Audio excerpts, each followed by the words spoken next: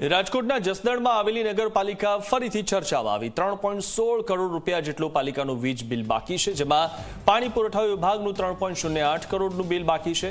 Street light વિભાગનું પણ 8 લાખનું બિલ બાકી છે।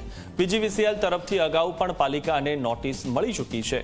વીજ બિલ બાકી હોવાથી કનેક્શન કપાય તો નવાઈ નહીં। મહત્વનું છે કે રાજકોટ જિલ્લાના જસદણ શહેરમાં આવેલી નગરપાલિકા વધુ એક વખત ચર્ચાનું કેન્દ્ર બની છે અને કારણ છે પીજીવીસીએલનું બાકી વીજ બિલ એ પણ અધધ 3.16 કરોડ રૂપિયા જેટલું ચૂકવવાનું બાકી છે, જેમાં પાણી પુરવઠા વિભાગ અને સ્ટ્રીટ લાઇટ વિભાગનો સમાવેશ થાય છે।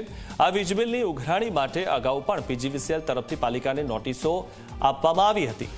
જો જલ્દીથી વીજ બિલ નહીં ભરાય તો કનેક્શન કપાઈ શકે છે અને બાકી વીજ બિલ અંગે પૂછતા પાલિકા તરફથી જવાબ મળ્યો કે વેરા વસૂલાતના ઓછા પ્રમાણ અને પાલિકાની આંશિક આર્થિક અસ્થિરતાના લીધે બિલ હજુ ચૂકવાયું નથી।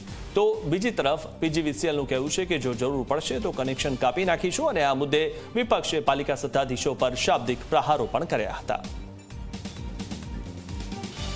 એ પૈસા અબાઉટ 3.25 કરોડ 20 લાખ કહેવા જેવો બાકી છે। એ રકમ 1.5 વર્ષ પહેલાં જે સમાધાન યોજના સરકારશ્રીની હતી એના અંતર્ગત જે તે સમયે બાકી રકમ ભરાઈ ગઈ છે।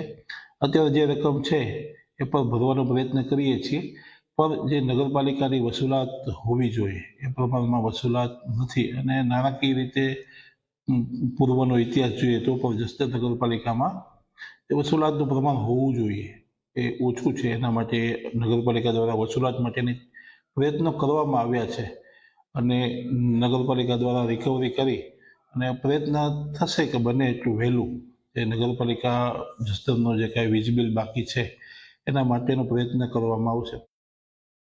આજે જસદણ નગરપાલિકાએ અલગ અલગ ટીમને વેરા માટે ગોઠવેલી છે, પણ ક્યાંય વેરો હજી આવવાનું ચાલુ થયું નથી।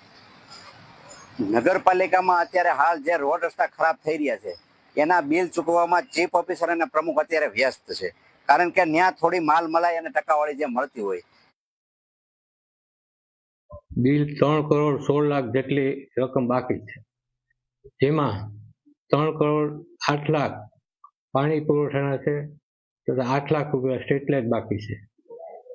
આગામી સમયમાં એને નોટિસ આપેલી જ છે, ભવિષ્યમાં પણ અમે નોટિસ આપશું અને જરૂર જણાય તો કનેક્શન પણ કાપશું।